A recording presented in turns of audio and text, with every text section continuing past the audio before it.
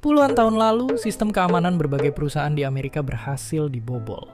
Banyak data penting dan program yang nilainya jutaan dolar berhasil diintip sama si hacker.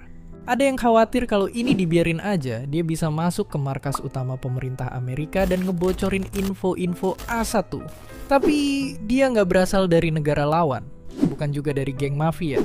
Dia cuma mahasiswa yang iseng dan penasaran. Tapi saking susahnya ditangkep, dia sampai pernah masuk daftar buronan FBI. Oke, ini semua ngebawa kita ke satu pertanyaan. Gimana sebenarnya cara hacker ngebajak komputer?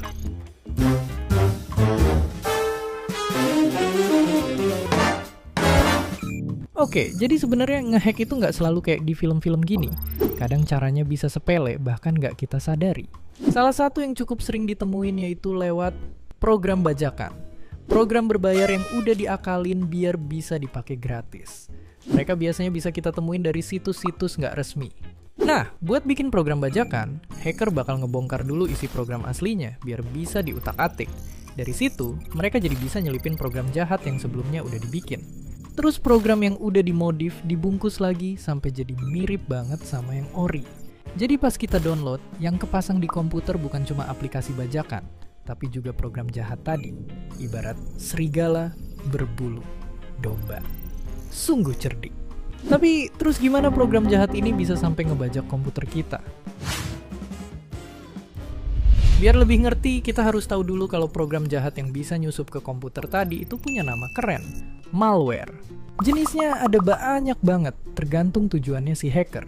Ada malware yang bisa nyolong data, matiin sistem komputer, bahkan sampai ngunci komputer kita. Salah satu malware yang paling banyak dipakai hacker pernah bikin warga negara 62 ketar-ketir. Jutaan data penduduk kita pernah disandra. Ada juga malware yang bisa ngendalin komputer kita dari jauh, bikin hacker jadi bisa gerakin kursor, ngeliat foto aib, data penting, transfer uang, sampai check out belanjaan. Yang ngeri, mereka juga bisa sampai nyalain kamera dan ngintip kita diam-diam. Tahun segini, aparat berhasil nangkep ratusan orang yang ngintip ratusan perempuan. Ngerekam video diam-diam lewat webcam dan nyolong foto, bahkan konten intim. Serem banget. Dan gak cuma lewat program bajakan, serangan juga bisa datang dari tempat yang gak kita sangka. Kayak wifi gratis. Pas gadget kita terhubung jaringan, hacker bisa nyadap koneksi kita di tengah, bikin semua kegiatan internet kita bisa mereka intip. Ibaratnya kayak lagi bisik-bisik ke temen, tapi ternyata ada orang lain yang ikut dengerin. Meskipun semua tadi kedengerannya serem, sistem keamanan komputer kita juga udah makin canggih. Perusahaan biasanya rutin meriksa celah yang bisa dimanfaatin hacker. Kalau ada yang ketemu, mereka bakal nambal celah tadi dan nyuruh kita ngelakuin pembaruan alias update sistem. Bahkan ada perusahaan yang ngadain sayembara buat orang-orang yang bisa nemuin celah keamanan di sistem mereka. Hadiahnya bahkan bisa sampai miliaran rupiah. Jadi ya, sabar aja kalau lagi nunggu pembaruan komputer.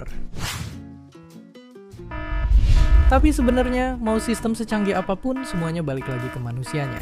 Ayo kita balik lagi ke kasus di awal tadi. Ternyata mas-mas yang jadi pelakunya nggak pakai alat canggih. Waktu itu dia cuma pura-pura jadi karyawan yang butuh akses. Dan ya, karena jago acting, dia beneran dikasih kunci masuk ke sistem perusahaan. Oke, sekarang kita tahu kenapa penting banget buat nggak asal download program bajakan, apalagi klik link sembarangan. Dan jangan ragu juga buat selalu ngupdate program komputer. Dan seperti biasa, terima kasih.